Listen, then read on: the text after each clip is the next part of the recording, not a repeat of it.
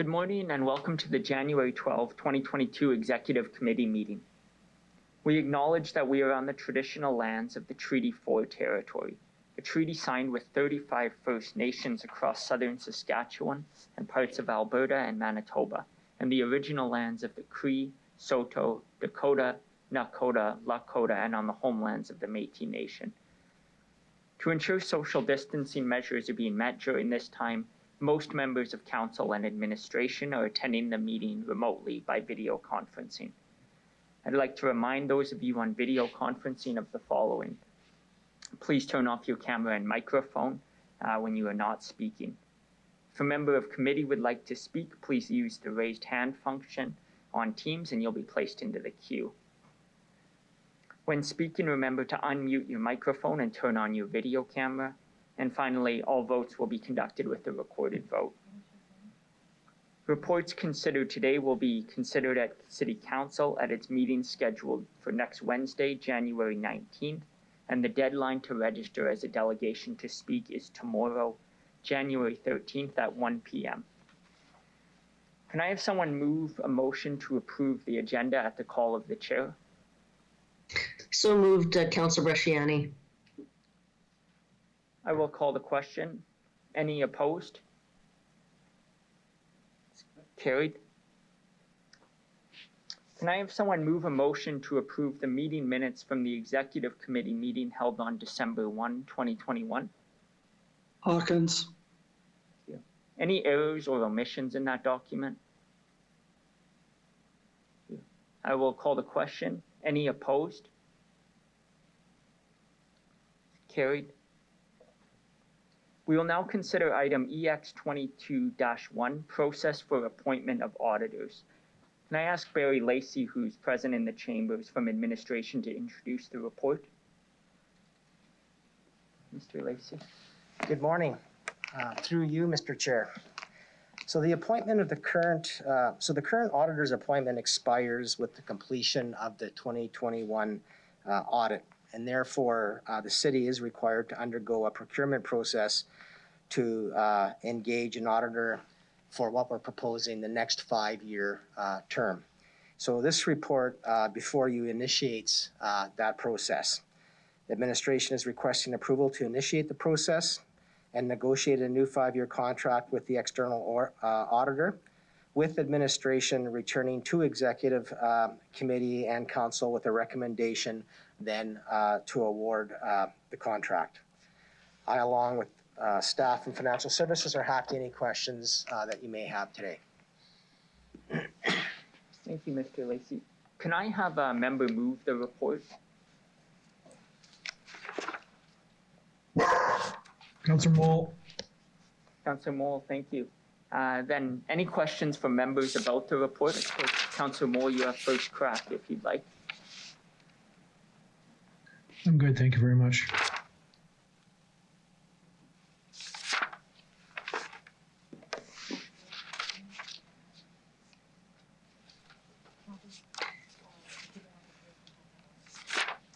Councillor Zahidniak, do you have any questions or comments? Yes, I do. Thank you. So I have a few. My first question through the chair is, do we know if the current auditors are interested in applying for this contract again? Through you, Mr. Chair, I've not had that specific conversation with them, but I would believe that they certainly would be. Okay. And my second question is, if another applicant is chosen, how will any concerns that the current auditors have identified get carried over to the next 5-year term? Through you, Mayor Masters, typically when there's a change in external auditor, there's a handover process and professional courtesy between the two firms. And so that process would and does occur. If there was a new external auditor as a result of this process, obviously they would have access to the previous reports and recommendations published by the former auditor, and administration would share that. And then finally, they would obviously meet with Executive Committee, who acts as the city's audit committee in private, and have the opportunity to meet with you and have that conversation as well with council with respect to any issues or concerns that council might want to discuss with them from previous audit engagements. Okay. And in terms of the audit evaluation team, I'm curious if I noticed that Barry is not included on there. Mr. Lacey, have you been on that evaluation team in the past? And just curious why that's not recommended for you to be on there. Thank you for that question, and through you, Mr. Chair. So that evaluation team has 7 members on it. 6 of those members are individuals that have designated accounting designations, so they're professional accountants. As well, I believe 2 of them at least have in their past life or currently have audit background. And the other individual on it is a professional engineer, but he is intricately involved in the audit process in his organization. I would also note that of those 7 members, 3 of them come from organizations that are not the City of Regina directly, but other organizations where their entity gets consolidated into the City of Regina. So the library, Riel, and the Buffalo Pound Water Treatment Corporation. So we have a very, in my view, diverse selection committee here with individuals that understand the audit process, and have knowledge of our organization and accounting standards. So I do think we have a group of individuals here who are well qualified to assess the RFPs. To be frank, why is Barry Lacey not on the committee? One, it is a matter of prioritization of work in my time. And I do think we have a qualified group of individuals here as well. And then secondly, typically, if there ever are issues in a procurement process, individuals that have participated in the procurement process have concerns about the fairness, integrity of that, there is an appeal mechanism or a mechanism by which they can ask for that to be reviewed. And I'm typically one of the lead individuals on the executive team that perform that function. And so my preference would be to stay away from this procurement process to continue to fulfill that role, should that ever be required on this. Okay, sounds good. Thank you. Pardon me, can I just hop in for one moment? It appears that several members of council are not yet signed into our e-boardroom voting system. So I just remind members, to sign in, if you're having trouble with that, please contact administration and they can assist you with that. Apologies, Councillor Zahniak, please continue. Okay, thank you. The evaluation criteria, will that be posted for applicants to view as part of the application process? Yes, great question through you, Mr. Chair. Yes, as part of our procurement processes, we do want applicants to be aware of the criteria upon which their proposal will be evaluated. That's a standard part of public procurement processes. So it will be, this criteria will be part of that RFP. The applicants will be aware of what they will be evaluated on. Okay. On the final page of the criteria, it talks about sustainability, social, environmental, and economic value. So that's the top of the last page there. And so how does the organization contribute to the City of Regina as a community in the above factors? Can you give some more information about what that means, that category? Yes, thank you for the question again through you, Mr. Chair. So this is a criteria that we've been beginning to add to many of our procurement tender documents. And what it's intended to do, and there is ongoing work on this for us to develop this and mature this more fully, but it's an initial step for us to look at the purchasing power of the city and how through that purchasing power and procurement process we can advance other things in our community that are important to us, whether it be economic, whether it be social, or whether it be environmental. And so through this process, we are providing some weighting and some ranking for those that can score higher under that category. And we're framing this in a manner that still complies with the various trade agreements, et cetera, that we have out there. Okay. It wasn't super, the other categories were more clear to me about what that might mean.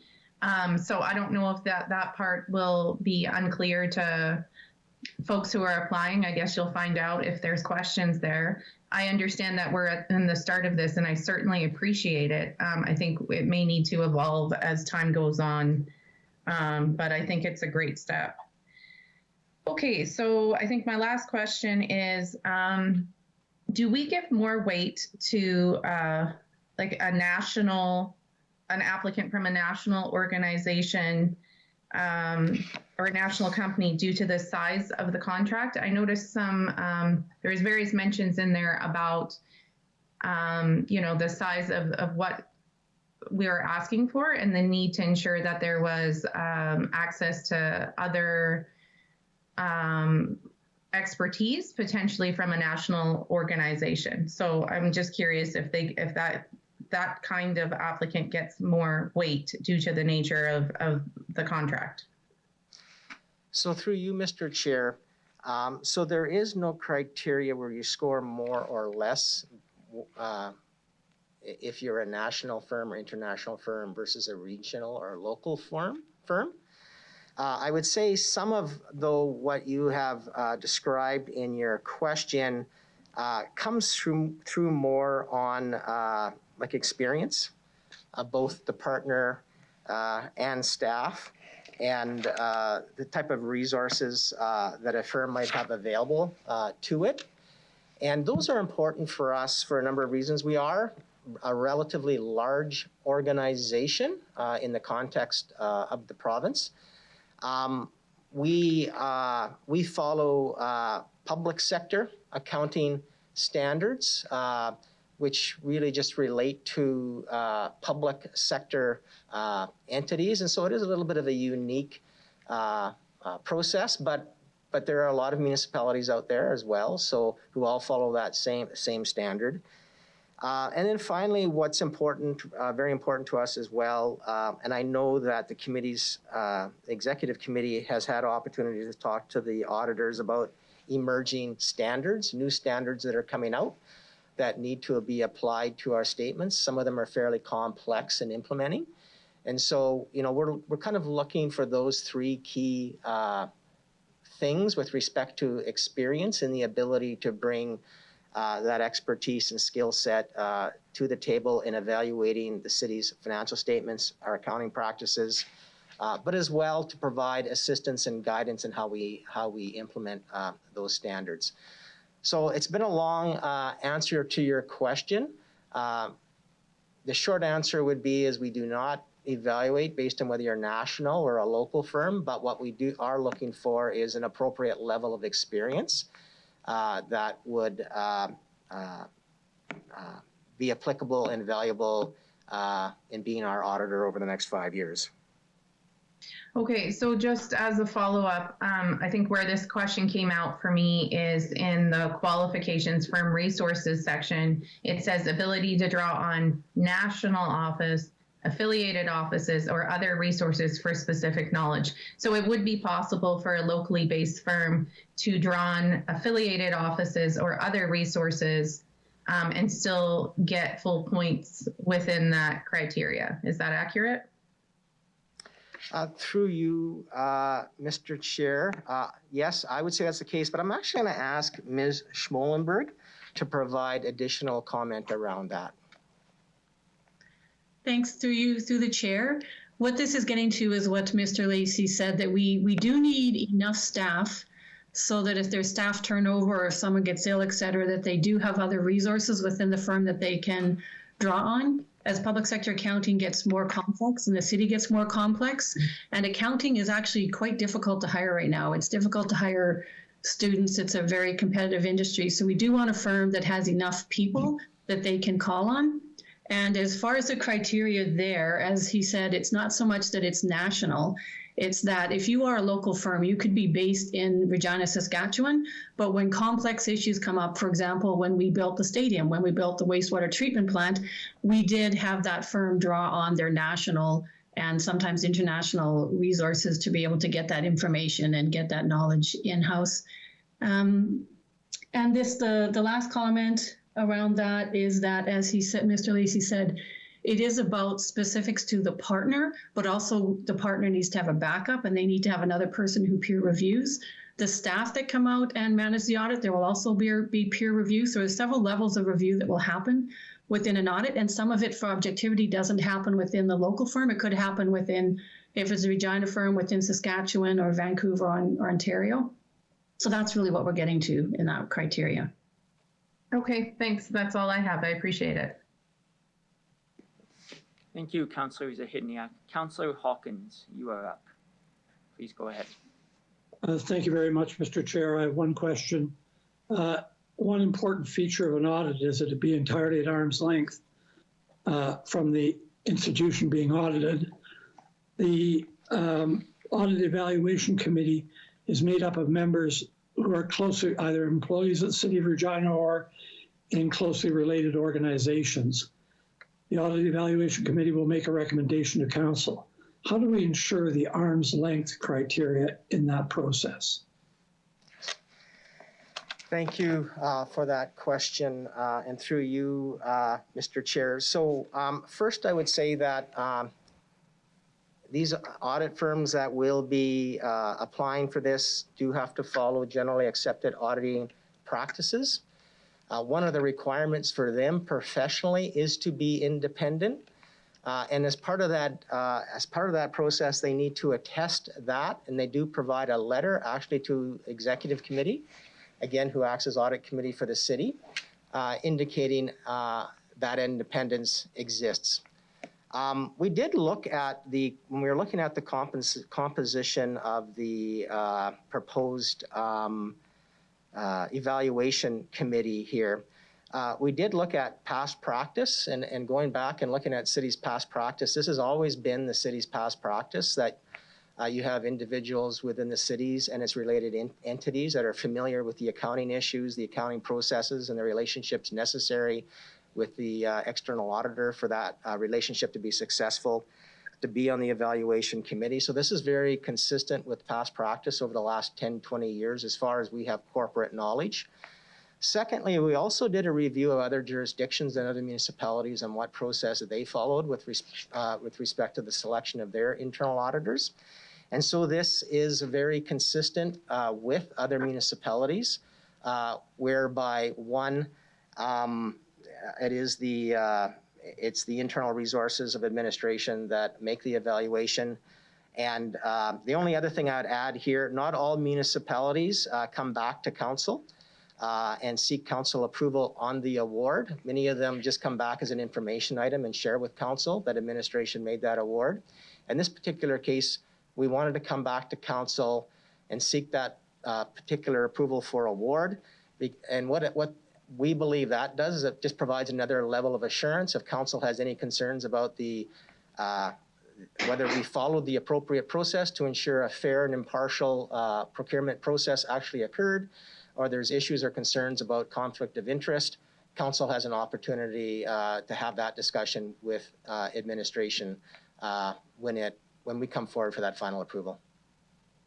Thank you very much. I appreciate the answer. Mr. Chair, on a procedural matter, when I set up for this meeting, I didn't realize that the e-voting system would work outside of City Hall. So I set up in the old-fashioned way with an iPad and then a desk computer. So when it comes to voting, I'll have to vote through a roll call vote or an oral vote in some way, and I'll figure all this out for the next meeting. Sorry for any inconvenience. That's fine, Councillor Hawkins. Thank you. We can accommodate that. Mayor Masters, I believe it's your turn to speak. Thank you. Through you, through the chair, building a little bit in terms of what Councillor Zakidniak's line of questioning. Currently, administration is looking at some procurement pillars, one of which is community benefit. And the sustainability, the social, environment, and economic value, which I think that most corporations would look at as ESG, essentially. How does the organization contribute to the City of Regina's community in the above factors? Is within the qualifications firm resources category at 15%. In addition, when I look at something that is weighted 5% on its own is commitment to meet deadlines, just the ability to meet deadlines being weighted at 5%. I guess my part A question is, have we ever had an issue in the last 5 to 10 years about our audit firm being unable to meet a deadline? Through you, Mr. Chair, I'll ask Ms. Schmolenberg to provide comment. In recent history, through the chair, in recent history, we haven't had significant issues. Certainly not in the last several years. We haven't had issues with meeting deadlines. Most audit firms are going to state that they can meet the deadlines. However, we have had circumstances where there can be changes in partners or changes in staff, which can add a lot of extra difficulty and challenges to resources here within the city. And with public sector accounting growing at a really rapid rate and a lot of new standards coming in, I believe it's going to become more challenging. Another piece there to meeting deadlines is also, it's not just the deadlines that we set at the head of the audit, but it's the flexibility to meet ongoing requirements. Certainly through COVID, we've had huge requirements where people have had to go virtual. Council could have different requirements. We can have ad hoc audits that come up. Any of our funding partners can ask for additional assurance. And so it's the flexibility also to be able to meet those deadlines. And that's why we consider this one to be very important criteria into the future. Thank you very much for that answer, Ms. Schmolenberg. I guess then coming back to, I believe it was Councillor Moll's community benefit procurement, would you think that the sustainability, that community benefit element, the contribution of the organization to the City of Regina as a community and those above factors is weighted appropriately given sort of some of the priorities set by council? And it's a question related to that kind of review of the process and the weighting of these particular criteria. Through you, Mr. Chair. So through you, Mr. Chair, I guess I'd make a number of comments. As you're kind of selecting the weighting, etc., there is some level of subjectivity to that. I readily admit that. And so it is finding that balance. I do think it's very important to have individuals that have good background and experience in auditing. That's important for an organization like this. I think it's important for the audit committee as well to have that level of confidence with respect to that. As I had mentioned earlier in my comments, I think we are still in the very early stages of using the community factors in our procurement documents, and so it's a little bit of a learning experience for us as well. And so through this process, we have tended to obviously start putting this in, but the weighting is not as big as maybe it will be in the future, as I think we get more confidence in using that criteria and how it impacts or doesn't impact on some of the other things that are important in selecting the services that we need. And so I think right now, I would suggest that we believe we got the right ratio right now. I think we're going to learn, and we've been doing this now for, I think, a little over 6 months. I think over the next year, and as the mayor's mentioned, there's a number of outstanding motions that we're required to come back to council on and provide a report on. Some of those do also relate around community benefits. And I think that will be an opportunity for us to learn from the experience that we've had with this first initial step and apply that then to recommendations and the report we bring to council. And so one of the things we want to do here, if things are close with respect to experience and other things that we're looking for, we want to go with the firm that's providing better community benefit to Regina overall. And so that's one of the other things that we put the factor in here, is that when things are closed, hopefully this will bump the proponent that is providing more community benefit to Regina to the top, if they're not already at the top. Thank you. Thank you very much for that answer, Mr. Lacey. Happy to hear that that's how you would kind of weigh that in or layer it in at kind of more early days here. Through you, Mr. Chair, building on a question of Councillor Hawkins in terms of the arm's length, you did answer about attestation and you know, that coming back to council. There is reference on page 2 of the report that the Cities Act requires City Council appoint an auditor, and it says this appointment can be retained by council or delegated to administration. Are you requesting the delegation of the initial RFP process or the delegation of the appointment of the auditor? Yeah. Just for clarity. Thank you to you, Mayor Master. So we're here basically asking for delegation for us to initiate the procurement process, seek approval on the criteria that we will use in selecting the preferred proponent. Ultimately, we're coming back here seeking approval from council to award that contract. And so, you know, under that, I would say it would be council under the Cities Act that is actually appointing the auditor, because we will come back with a specific audit firm and ask your permission, your approval to enter into a contract with that audit firm. Thank you. Thank you very much. Through you, Mr. Chair, in 2 separate areas, there's in the criteria, at least 2, yeah, no, it's 2, in terms of collaborative approach and a partnership relationship wherein the auditor wants the City of Regina to succeed, maintaining objectivity and independence. On page 3, there is that, you know, ensure auditors exercise appropriate professional skepticism. I have a question kind of from an internal process, which builds, I think, both upon Councillor Hawkins and Councillor Kivniak's comments. How does the organization, how does the folks on the evaluation criteria guard against any internal bias for previous, perhaps what could be perceived as criticism?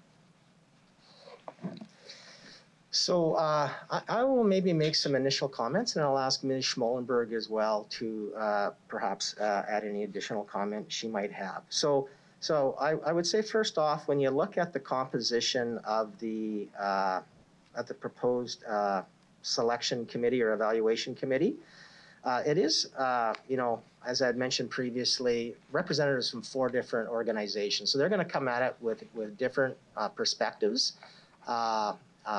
with respect to the auditor. So it's not just all City of Regina employees would be the first point I would make. Secondly, we have added our internal auditor to the selection committee, and so just by their nature and their professional background, I do believe they will bring a different perspective, and it will be an independent perspective. So I would say those are the 2 key things, but I would ask Ms. Schmolenberg if she has any additional comment.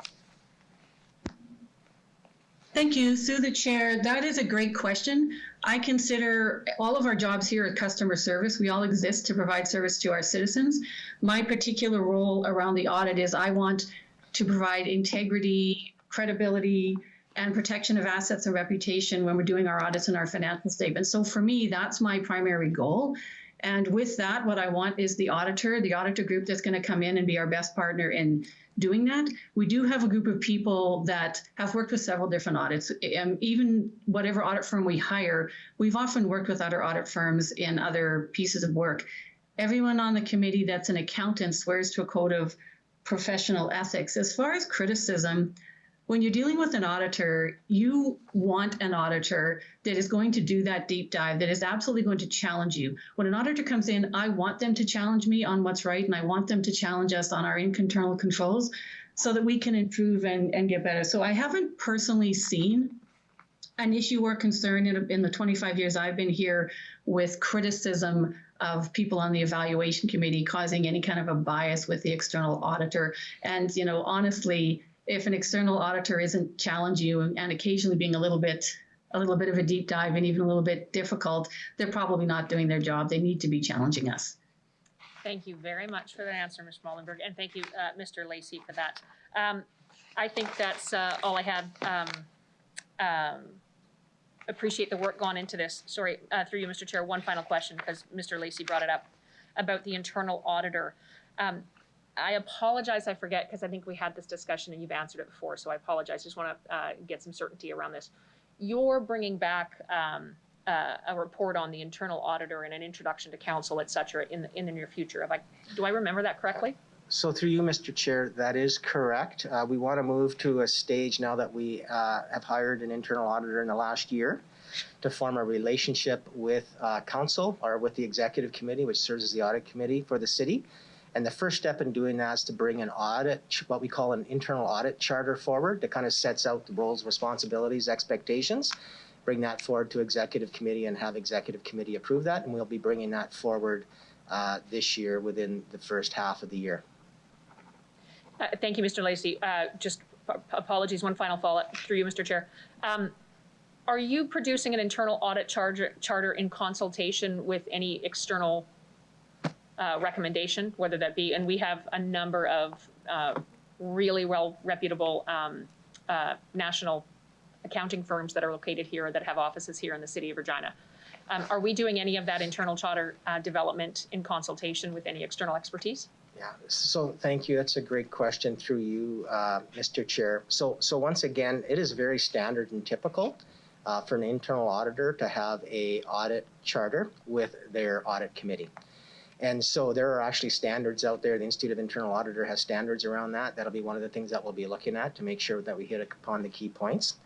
And with respect to engaging external resources, I'm actually have a meeting coming up here in the next week or two with an external firm to have a conversation about how they may be able to provide assistance around that. And I think depending on the outcome of that, will determine exactly the nature of what that assistance looks like. Thank you very much. That's all. Thank you very much, Mr. Lacey, for the answers. Thank you, Mayor Masters. Councillor Bresciani, it's your turn. Please go ahead.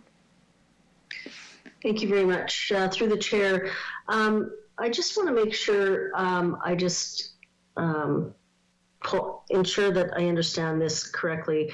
We had, well, first before that, we had an efficiency review done recently, and they had talked a lot about procurement. And I want to know that this criteria that is on here, was that taken into account with any of the feedback that we got from the efficiency review?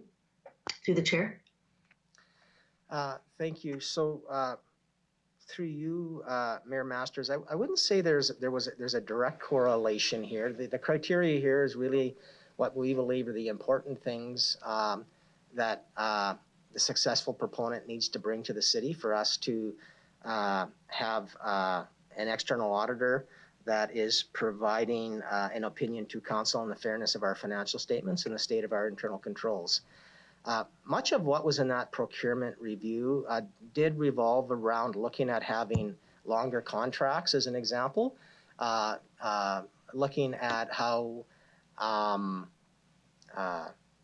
we do an assessment on the type of procurement based on the type of tender that's being issued around this piece.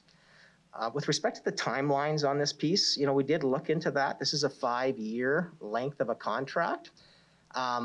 We did look at what other municipalities once again looked at as far as length, and typically in procurement, length's important because if you give a proponent more years on a contract, that provides more surety of a revenue stream, etc. They get more knowledgeable about your organization, and you hope then that typically that results in better procurement pricing. In this particular piece, we did, as I indicate, look at what has been standard practice, and typically it has been around 3 to 5 years. So we're on the 5-year end here. Some jurisdictions did look and did add or do add what you call extension years of 1 or 2 years. We've landed on a 5-year period here. We think that's an appropriate period and does allow an internal auditor, if it is a change in an auditor, a time to build up experience and be able to leverage that hopefully overall then results in appropriate pricing of their work when they submit their pricing as part of the RFP.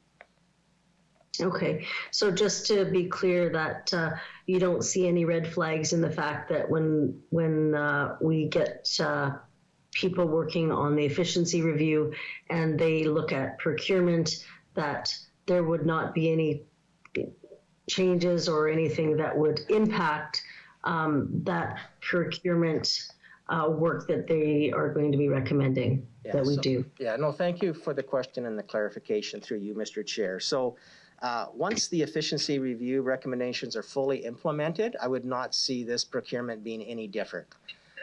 This particular procurement being any different. So I'm very confident that that the efficiency review recommendations don't directly impact this procurement document. And that when they come in and look at our various contracts that we're signing, this one would not be an issue in that context. Thank you. My next question is just in regards to the customer service on the Appendix A, and it's got workplace culture values, strong culture, better ensures teamwork, open communication, that kind of thing. We talk about that when we talked about the report that did come to council on culture, workplace culture, and weaved in there was the whistleblower policy. Can you tell me how this will then work with that policy and how the reporting will be? Through the chair. So through you, Mr. Chair, the whistleblower policy is kind of separate and independent of the actual audit that comes to council on the fairness of our financial statements. But I'll ask Mr. Holden if he wishes to provide additional comment on the whistleblower policy and its interaction with the auditor.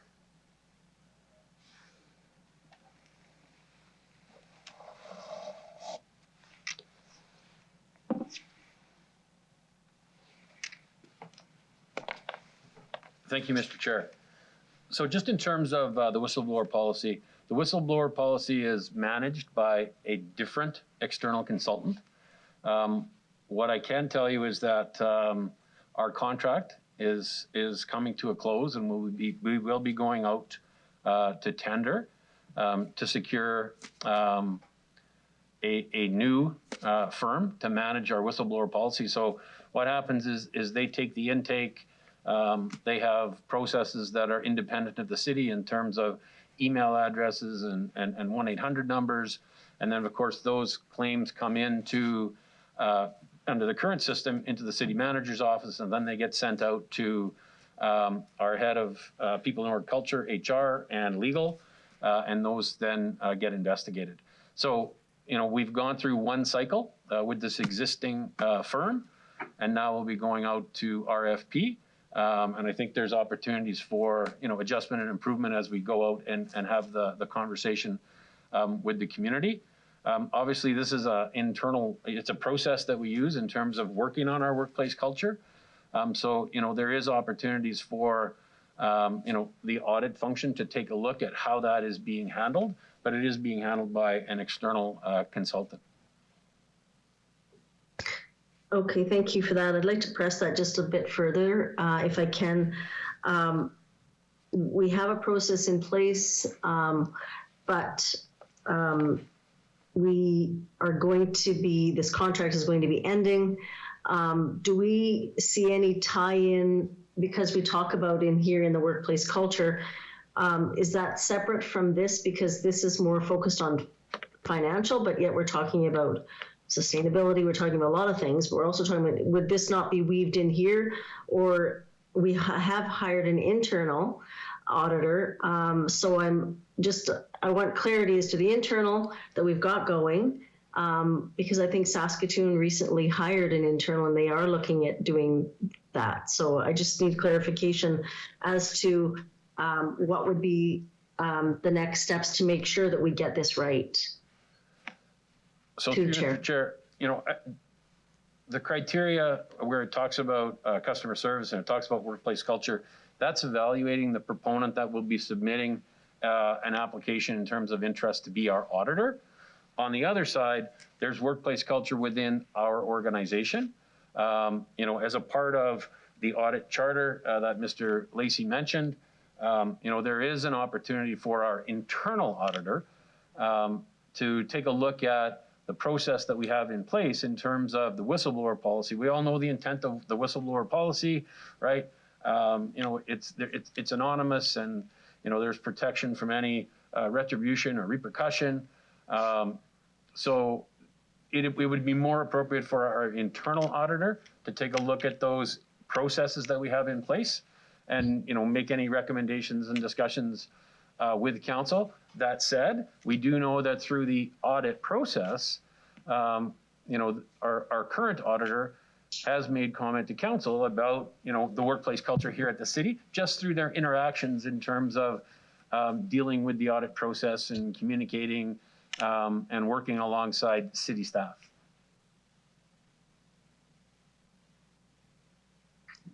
Okay, so that would be then separate from this, then, Mr. Holden. It would be almost an internal, directed to the internal auditor, and that would be something separate?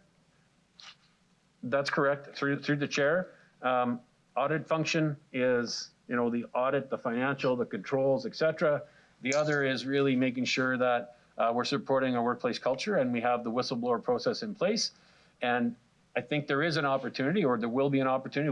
We can prioritize that as council wants to ensure that workplace culture and the whistleblower policy is working effectively, and we can have our internal auditor review that process and provide some feedback to council directly. Thank you. If that's an undertaking, that I would really appreciate that. Thank you very much. That's all I have. Thank you, Councillor Bresciani. Anyone else wish to comment? If not, we'll turn to the calling the vote section. Great. So just in terms of procedure on calling the vote, the mayor has had to step out for very legitimate reason, a call. So what we're going to do is we will call the vote. Those who are signed into the online board meeting can vote in that manner. And then once everyone's vote is registered, Councillor Hawkins, the clerk will ask you to vote verbally. And at that time, once everyone's vote is lodged, the clerk will announce the results of that vote. That works. So I see the clerk is proceeding, and I'd ask the deputy clerk, I suppose, to bring up the vote on the online boardroom. No, she's not going to vote.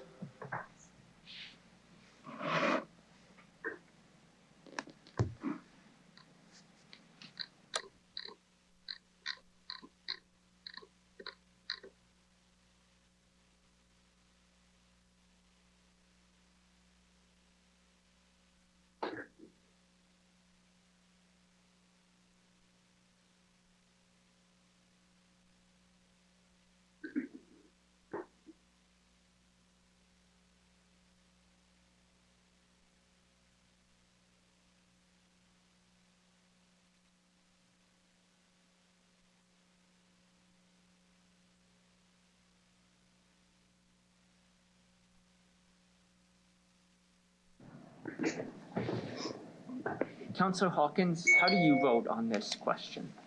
In favor. Thank you.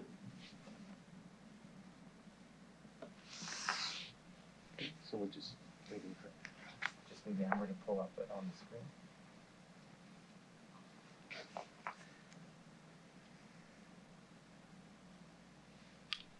Deputy Mayor, the vote is carried 9-0, or 10-0, I'm sorry. All members in attendance have voted in favor, with the exception of the mayor, who is away for the vote. Thank you, Mr. Clerk. We will now consider item EX 21-2, renaming of the former Regent Par 3 golf course.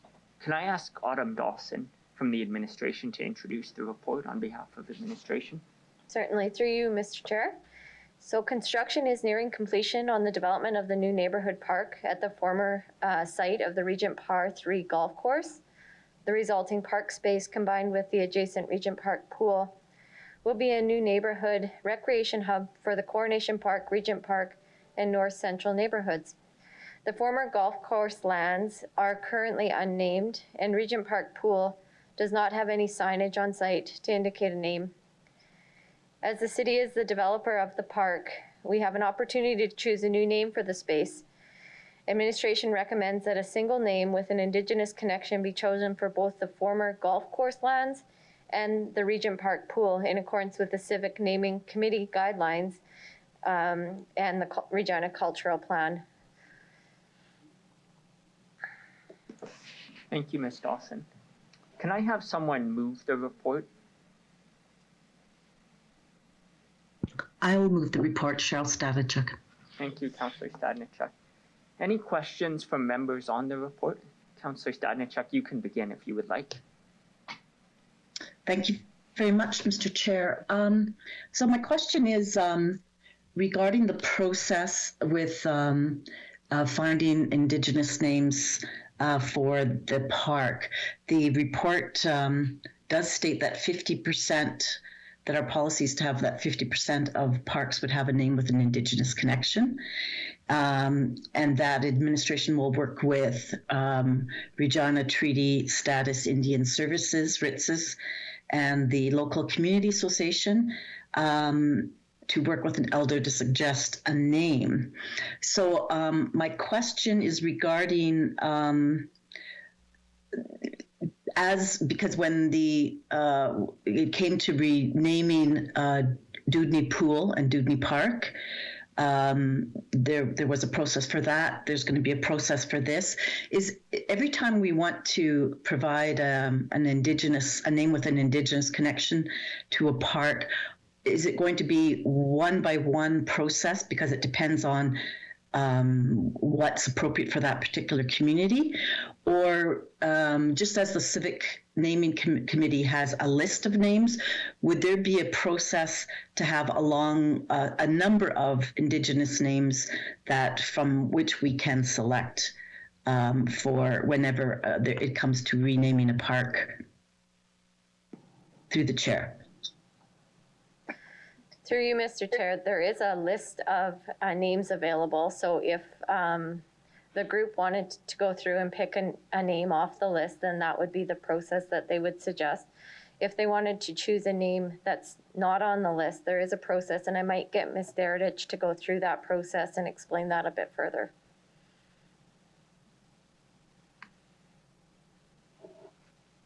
Thank you for that question through the chair. I might answer it in a couple of different parts. So first of all, assigning names to parks is under the authority of council. And both the renaming of Dewdney Park and this naming, this one is a bit of a unique situation because we're renaming a space that used to be a golf course. And so administration really just wanted to share options with council before moving forward with a community process to look at a new name. Also, the target for that is in the report, in the guidelines, is specifically for new development. However, administration sees ourselves in this case kind of as the developer. And so again, that's why we were bringing this forward to share with council as a potential opportunity. And so the process that we would use if we move forward with an Indigenous name. And when I look at what we used to name the Mamaweatatin Center, we worked through a process with RITSS and the U of R Linguistics Department to help us select elders that had a specialty in their language. And the community participated in a way where community organizations could meet with that group of elders and explain to them what the new center would mean to them and the community. And from there, the elders took all of that information away and thought about what that meaning was for the community, participated in ceremony themselves, and then came back together with their ideas. And once they selected a name together that they felt was most meaningful for the park space, they also were the group that made a decision on what language the park space should use. And so that was the process. And then in this case, of course, we would come back to council with that name for council's final approval to assign the name. As noted, we would work with RITSIS and the U of R Linguistics likely on this process again, and that process may change a little bit depending on their advice to us. But that's an example of the process that was used for the Mamawe Atchison Center. Thank you very much. I really, really appreciated that background. That was really good to hear that. And it does sound like it should be quite specific to the space and the community. And so I really appreciate that. What is the time frame? So through the chair, what is the time frame when will it just depend on that process with RITSIS and elders? That it's too difficult to determine what the time frame would be to when something would be coming back to council for a decision?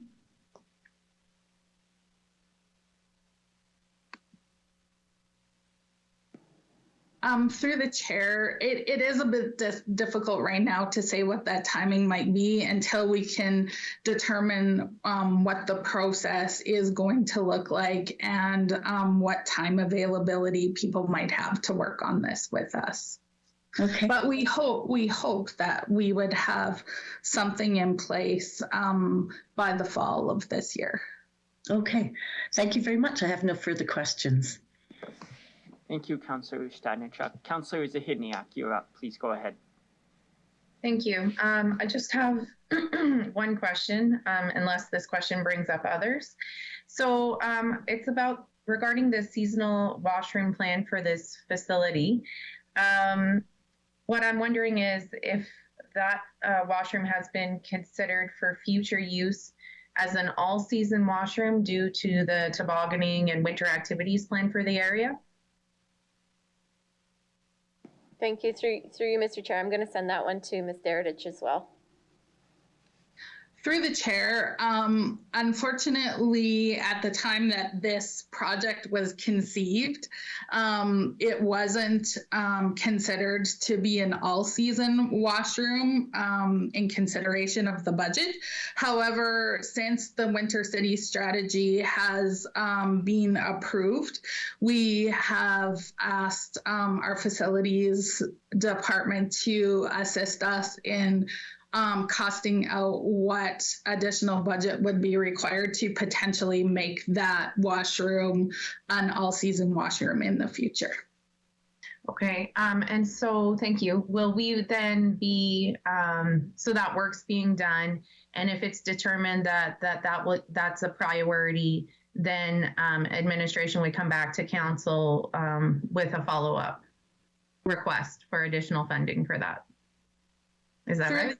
Through the chair, that is correct. If it was considered to be a priority, we would likely bring that back through the budget process in the future. Okay, thank you. I really appreciate this report and the work, and I'm really happy to support it. Thank you. Thank you, Councillor Zahidniak. Councillor Stevens, please go ahead. Through the chair, I know I've been in conversation with the community. Jim Sinclair, who is a very important vista. Can you please confirm if this particular individual and his namesake will be during the process? Sorry, Councillor Stevens, we're having a bit of a hard time hearing you. I wonder if you can just repeat that question for us. Absolutely. Can you hear me okay now? So. Okay. If I cut out, just let me know. Sure. I know staff have been in community about the namesake of Jim Sinclair. Jim Sinclair was a very important Métis activist and leader. Can you confirm that his name would be on the list during rename. Ms. Dawson, were you able to hear that question well enough to respond? Yes, through you, Mr. Chair, I can hear the question. I might ask Ms. Deredich if she's had any conversations related to that question.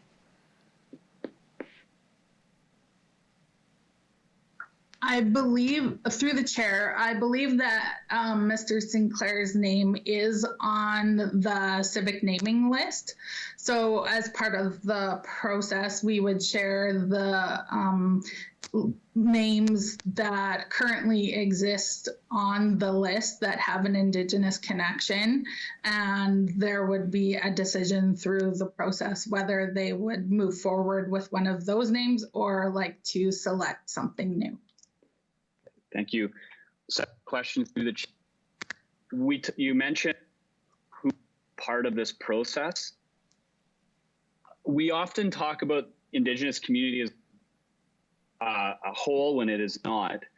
I was wondering if you could comment on representatives from the Métis Nation specifically would be represented in the decision process.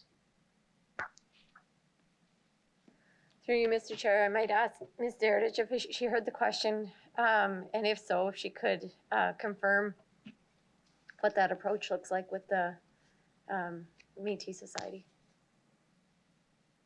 Through the chair, we would work with the organizations to select elders that would represent the Métis Nation as well. It's my understanding that through the Mamawe-Atatim process, there were elders that represented the Métis Nation as part of the group that selected that name. Okay, thank you. My final question, there are a number of amenities in here. I know we're doing the golf hole. Is there a possibility for more naming opportunities for the various amenities that are housed in this new park? Pardon me, Councillor Stevens, could you just repeat the end of your question? Is there a possibility of naming opportunities for amenities, which then I think you may have cut off there? Right. Or other amenities in the park?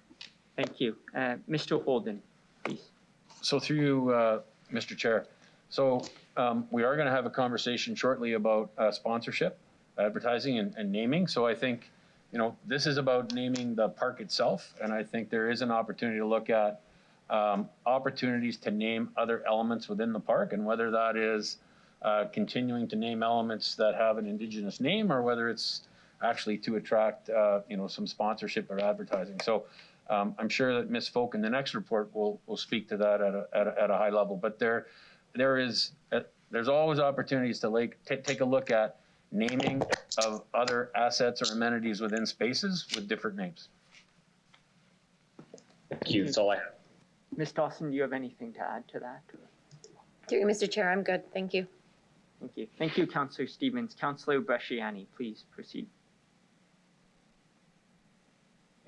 Thank you. Through the chair, just a quick question in regards to did I hear correct that Ritzis is going to be part of this, or was that, I just want to be clear if I heard that through the chair. Yeah, through you, Mr. Chair, as part of the consultation process, we would be working with community associations, the zone boards, as well as Ritzis on this process, and I might see if Ms. Deredich has any more information that she can share with you. Thank you. Through the chair, Ms. Dawson is correct. We would make contact with Ritzis at the beginning to help us develop the process or provide us with their thoughts on which organizations should help develop the process. Okay, thank you. That was kind of my question, is we have many Indigenous organizations. So I was wondering, you know, great to start there, but, you know, moving forward to also bring in other organizations in regards to developing a process.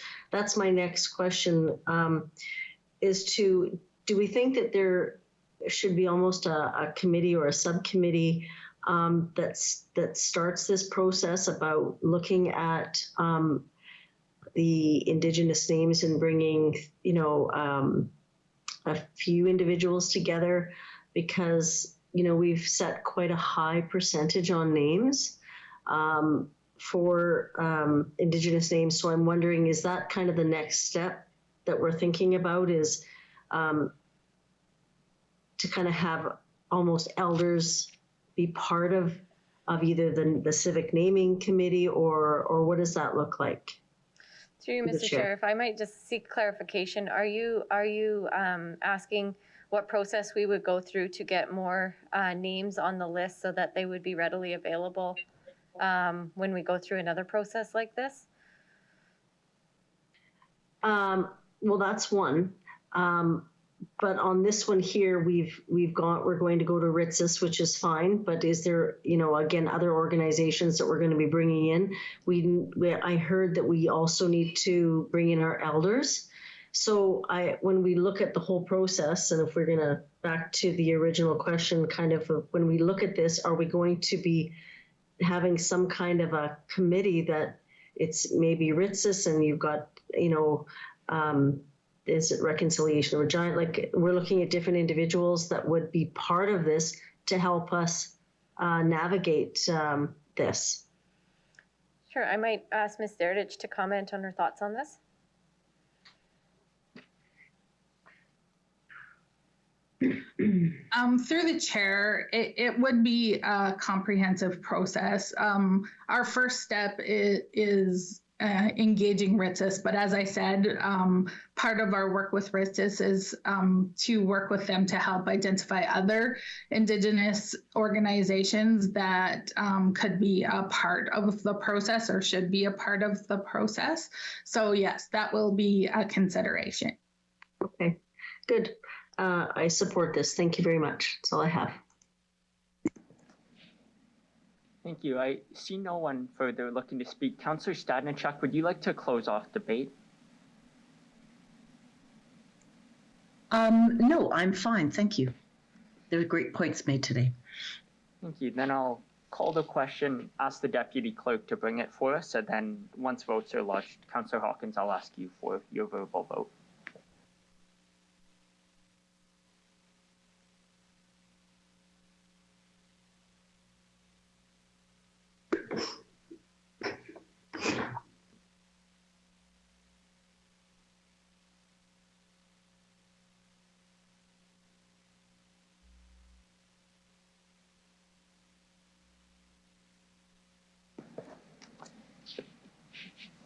Oh, Councillor Hawkins, how do you vote on this matter? In favor. Thank you.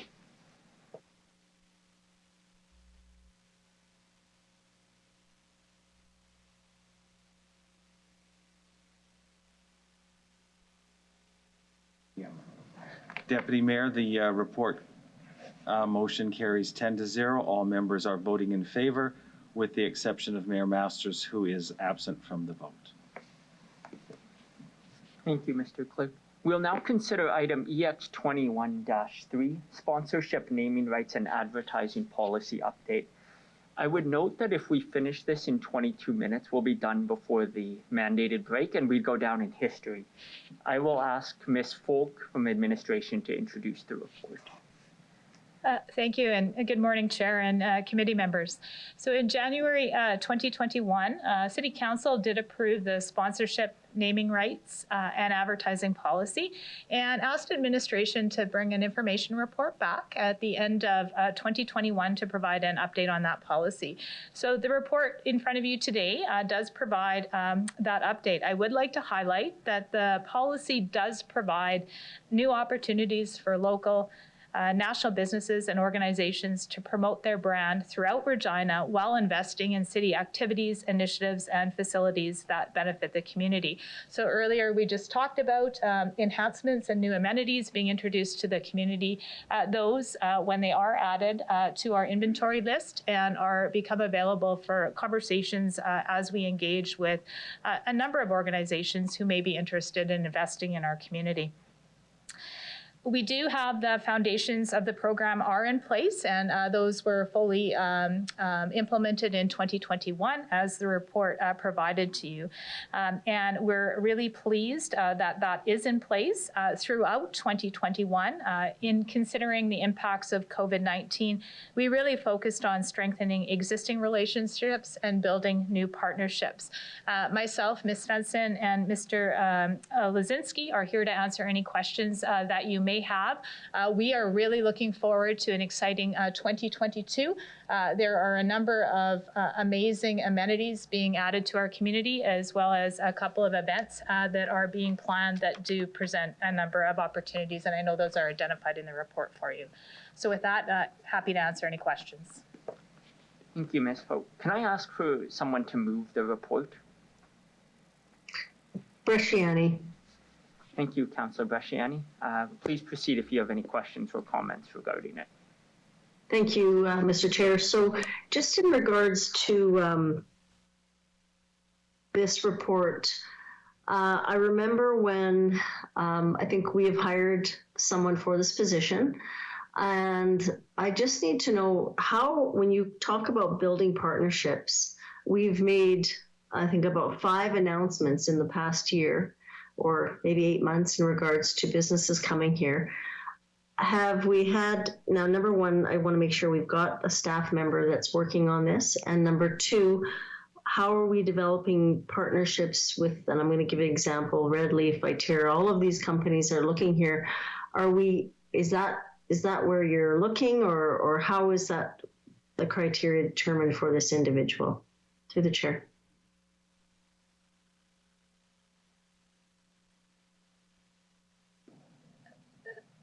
Through you, Mr. Chair. What I might offer is Mr. Lazinski is on the line. Mr. Lazinski did start with us in Q3 of 2021.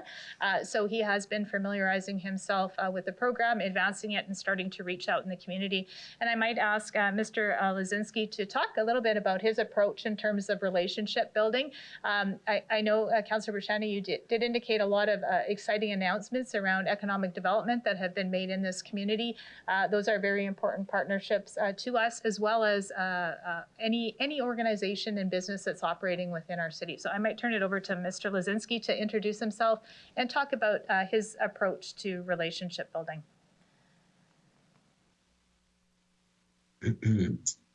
Yes, good morning. Thank you for the question, and through the chair.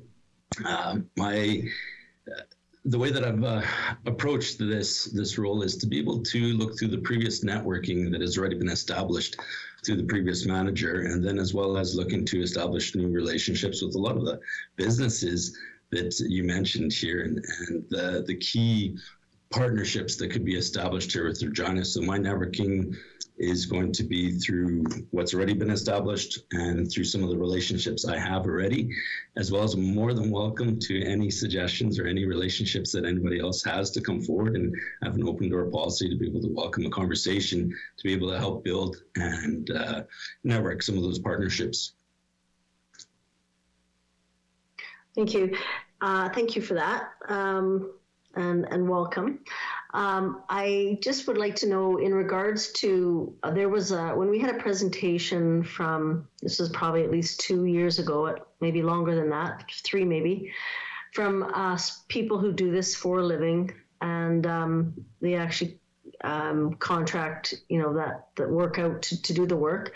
They actually came with some kind of a grid, and looking at if you're asking for $1 million or you're asking for, have we developed that grid for you, or how does that work? So if we were to go to a company, say Viterra, and say, if you give $2 million, you get this naming right, or how does that work? Do we have that policy, I guess, set up through you?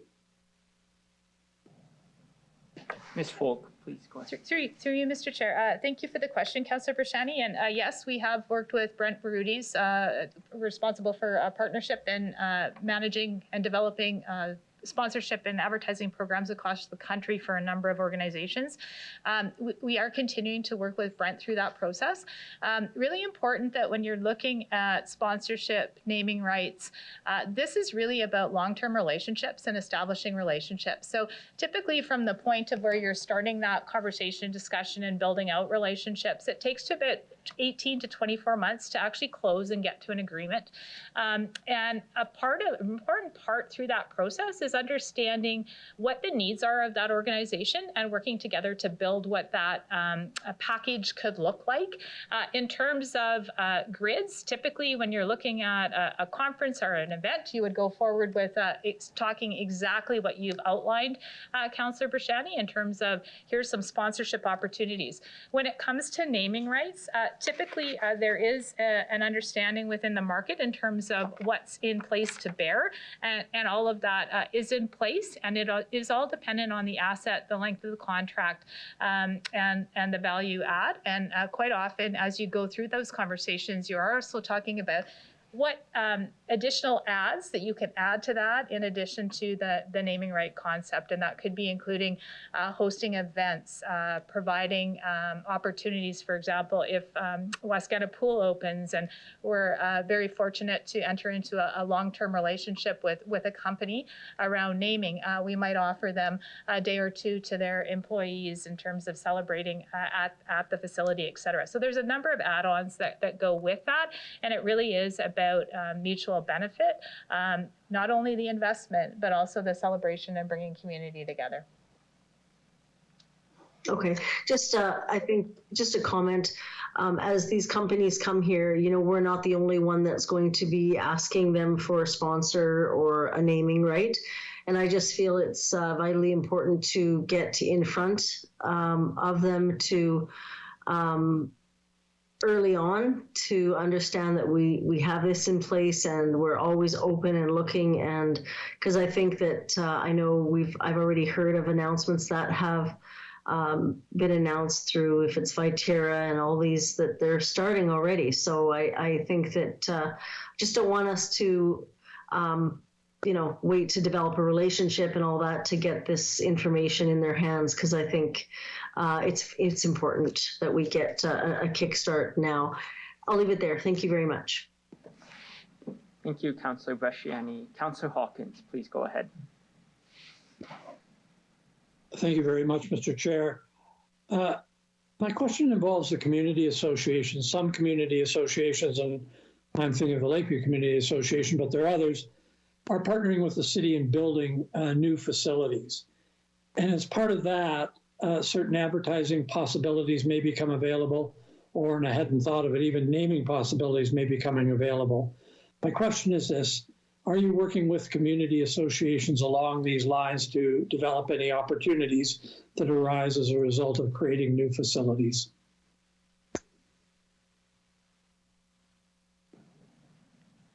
Ms. Folks, please go ahead. So thank you for the question, Councillor Hawkins. Excellent observation, and I know there's been a number of reports in front of council this year that have included investment in pump tracks, et cetera. And I know Ms. Shaley's team and Ms. Deredich work very, very closely with Ms. Svensson and Mr. Lisinski in terms of making sure that the different programs and positions we have in place are complementary. So I know quite often they're working through the partnership framework as well as other frameworks, and it's important that those two are talking, and we are ensuring that we're having a fulsome conversation to be able to activate and leverage as much investment in our community as we can and support the community in those efforts. Thank you very much. That's very encouraging. Thank you, Councillor Hawkins. Councillor Stevens. Thank you, through the chair. I was wondering if administration could comment on how successful this policy was at recruiting dollars for the Frost event. This isn't just about spaces, but also events.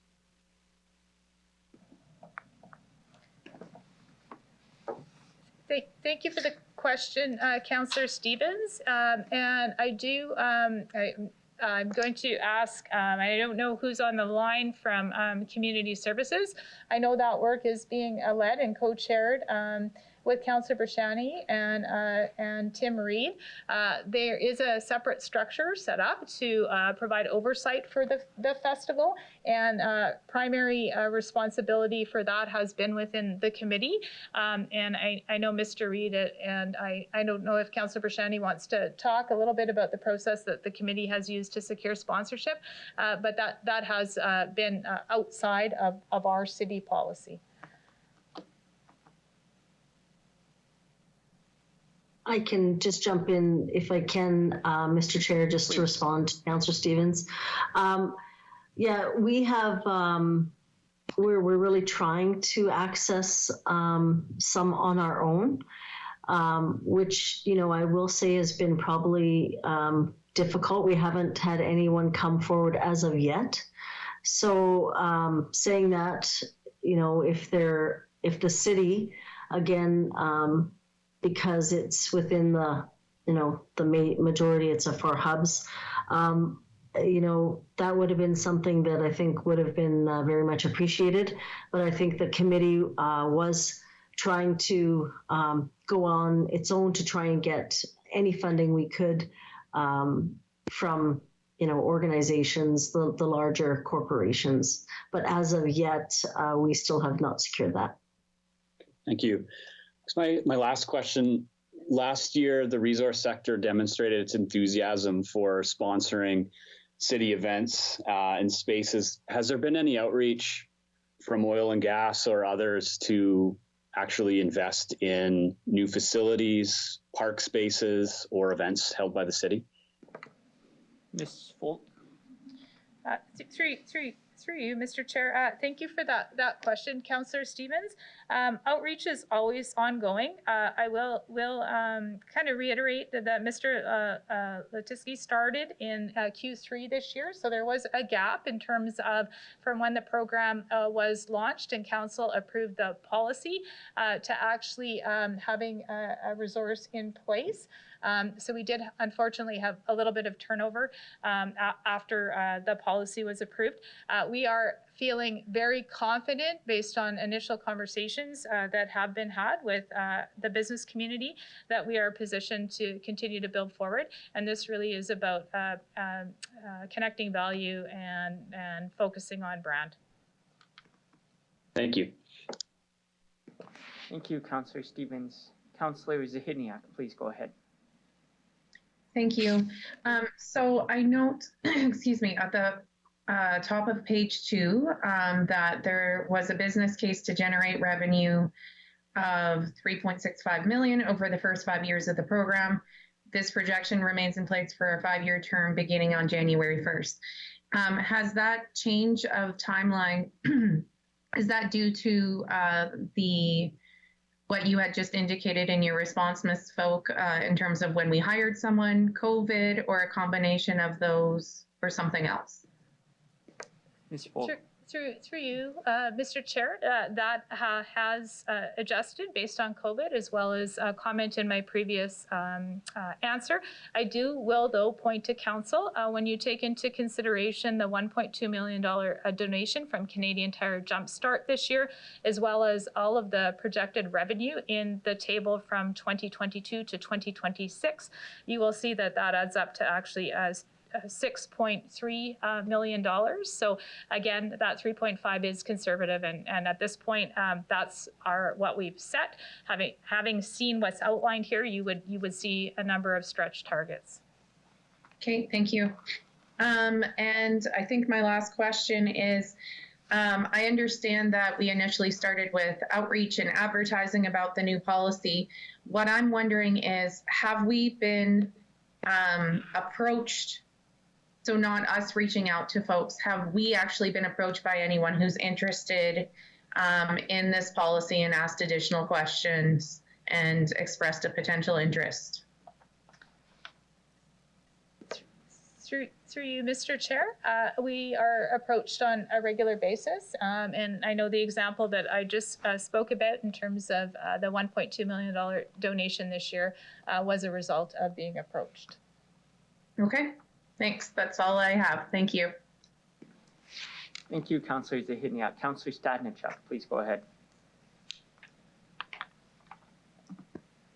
Oh, thank you, Mr. Chair. Through the chair, my question is just kind of related to a comment that Mr. Holden made in the previous report. And so it's regarding if we have a policy in terms of new developments and new parks having in a connection to an Indigenous name, and if there's also a company that wants to maybe sponsor a park or have naming rights, how do we manage that? I don't want to call it conflict, but that there may be different interests in terms of what a park or another space is named. How do we address that?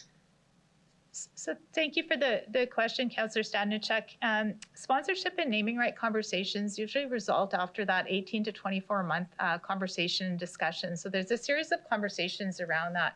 And really the fundamental element of that is really looking for common ground and common values. So not only does the city have an opportunity to look at what our interests are and how we can advance our corporate values as well as our commitments to the community, the organization that you're having conversations with also does the same. So through that process, you're looking for a proper match to make sure there's alignment. And of course, we're always working within our policies. I talked a little bit earlier about the partnership framework that the organization has and council has endorsed. That would be no different when it comes to the civic naming policy. Okay, thank you. That's all I have. Thank you, Councillor Stadnichuk. Councillor Mancinelli, please go ahead. Thank you. I just wanted to stop and mention after reading the report and this kind of coming off to a rocky start, I was very pleased to see we were a third of the way to the goal right out of the gate. Found it impressive. You managed to shepherd that through. And I hope that the rest of this project continues to go in that fashion. I think it's been well done so far. Thank you. Thank you for that, Councillor Mancinelli. And I just want to give a shout out to Ms. Shelley's team in terms of the work they did with Canadian Tire Jumpstart. Thank you. Councillor Shaw, please go ahead.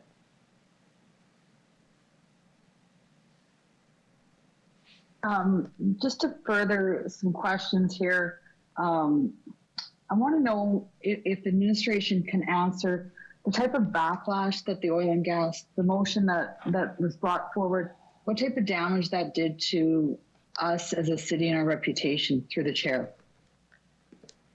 Ms. Folt? Through you, Mr. Chair, of course, we did take an opportunity to pause and refocus. And I did talk a little bit earlier about taking 2021 to focus on ensuring that we had programs in place, we had staffing in place. The conversations that we have had in the community with oil and gas since and with the community have been very positive. And I do believe we are in a good position to move into 2022. So, in saying that, moving forward with the way that you're doing things, and I appreciate that, Ms. Folk, securing the sponsorship, do you feel that we're in a better position now from other businesses and other resources through the chair?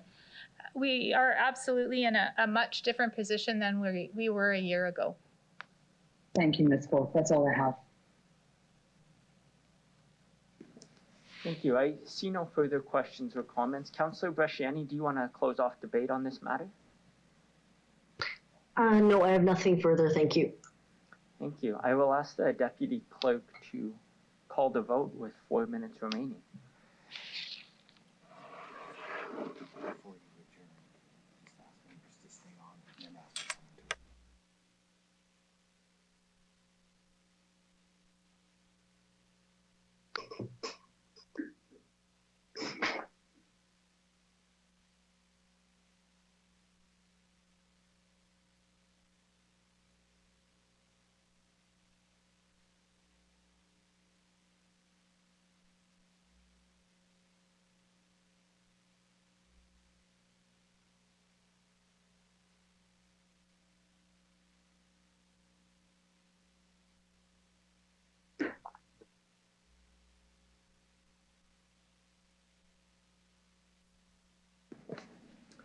Thank you. Members of committee, there was a technical issue, and so the deputy clerk will recall the vote. So please look to your screen and vote again.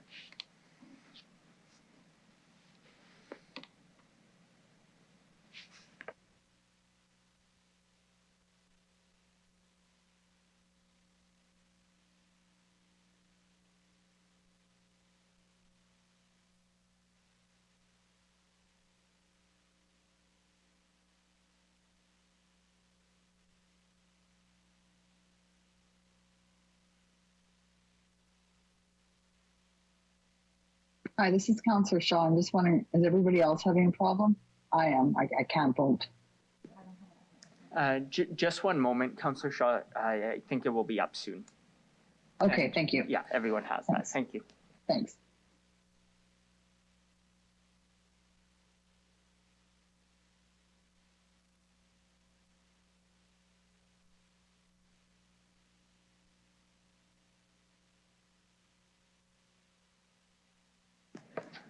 So committee members will everyone will vote orally, so I'll ask the clerk to please call the vote and respond as you would. Thank you. Thank you, Deputy Mayor. I'll begin with Councillor Stadnichuk, please. In favor. Councillor Hawkins. In favor. Councillor Stevens. In favor. Councillor Bresciani. In favor. Councillor Findura. In favor. Councillor Shaw. In favor. Councillor Zahidniak. In favor. Councillor Mancinelli. In favor. Councillor Mole. In favor. Mayor Masters. In favor. Deputy Mayor LeBlanc. In favor. Carries unanimously, Deputy Mayor 11. Thank you. Committee members, that brings us to the end of our agenda. I'll soon be seeking a motion to adjourn, but ask committee members to stay on. I understand there's a few updates that we'll receive, not associated with executive committee. So I'd ask for a motion to adjourn. Hawkins. Any opposed? I'll call the question. Any opposed?